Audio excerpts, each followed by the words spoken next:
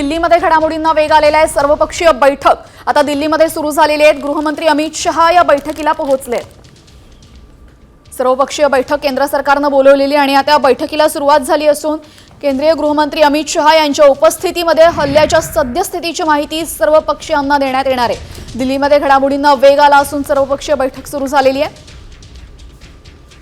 दिल्लीमध्ये गृहमंत्री अमित शहा या बैठकीसाठी पोहोचले असून केंद्र सरकारने सर्वपक्षीय बैठक बोलावलेली आहे। बैठकीला सर्व मोठे नेते देशातील पोहोचतायत।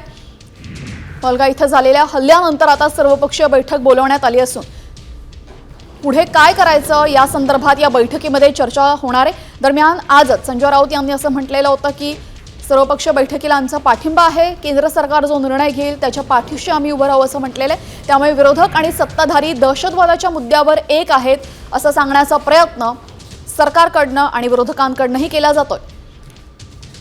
गृहमंत्री अमित शहा या बैठकीला पोहोचलेत, ही दृश्य आपण पाहतोय।